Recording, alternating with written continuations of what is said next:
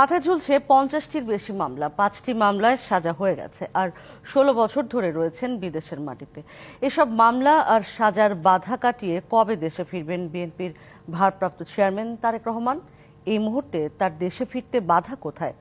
5ই আগস্টের পর এমন আলোচনা বিএনপির ভেতরে বাইরে। দলটির আইন সম্পাদক বলছেন, মামলাগুলো রাজনৈতিক, তবে আইন ও সংবিধান মেনেই মুক্ত করা হবে তারেক রহমানকে। সেনা সমর্থিত তত্ত্বাবধায়ক সরকারের আমলে গ্রেপ্তার হন বিএনপির প্রতিষ্ঠাতা জিয়াউর রহমান ও সাবেক প্রধানমন্ত্রী বেগম খালেদা জিয়ার বড় ছেলে তারেক রহমান। 2008 সালে চিকিৎসার জন্য পেরোলে লন্ডনে যান তিনি। তারপর পেরিয়ে গেছে দীর্ঘ 16টি বছর। এরই মধ্যে দায়িত্ব পেয়েছেন দলের ভারপ্রাপ্ত চেয়ারম্যানের। শক্তি কিংবা ভয় দেখিয়ে নয়, ঢালাইয়ে দৃঢ়তা, নির্মাণে নিশ্চয়তা। প্রিমিয়ার সিমেন্ট, ঢালাইয়ের রাজা। তত্ত্বাবধায়ক সরকার এবং তারপর আওয়ামী শাসনামলে 50টিরও বেশি মামলার আসামি হন তারেক রহমান, যার মধ্যে 21শে আগস্টের গ্রেনেড হামলা, জিয়া অরফানেজ ট্রাস্ট দুর্নীতি, অবৈধ সম্পদ অর্জন, অর্থ পাচার ও মানহানি মামলায় সাজা হয়েছে তার।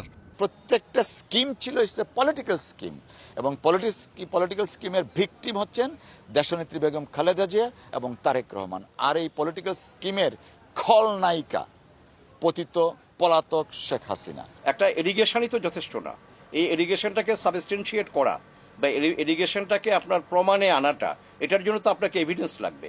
5ই আগস্ট ছাত্র জনতার অভ্যুত্থানের পর মুক্তি দেয়া হয় বিএনপির চেয়ারপারসন বেগম খালেদা জিয়াকে। মুক্তি পান কারাগারে থাকা আরও অনেক নেতাকর্মী। পাশাপাশি আলোচনা শুরু হয় বিএনপির ভারপ্রাপ্ত চেয়ারম্যানের দেশে ফেরা নিয়ে। তিনি চিকিৎসার জন্য লন্ডনে গিয়েছিলেন, তো চিকিৎসা সেবার একটা বিষয় আছে, পাশাপাশি এটা একটা রাজনৈতিক বিষয়। অফকোর্স সাজা থাকায় দেশে ফিরলে তারেক রহমানকে আদালতে আত্মসমর্পণ করে জামিন চাইতে হবে, যা এই মুহূর্তে তার দেশে ফেরার অন্যতম বাধা বলে মনে করা হচ্ছে। উনি আপিল করতে পারেন যদি এসে সারেন্ডার করেন, আর সারেন্ডার ছাড়া সেটা হলো কোর্টের ডিসক্রিপশন, এবং সেইভাবে যদি কোর্টকে দেখানো যায়। গভর্নমেন্ট ইচ্ছা করলে যা কারো দণ্ড এটা মওকুফ করতে পারে, এটা স্থগিত রাখতে পারে। বিএনপির আইন বিষয়ক সম্পাদক বলছেন, আইন ও সংবিধান মেনেই মামলাগুলো মোকাবেলা করবে দলটির ভারপ্রাপ্ত chairman.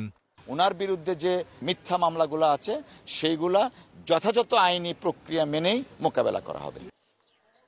Nabil Jahangir, DBC news, Dhaka.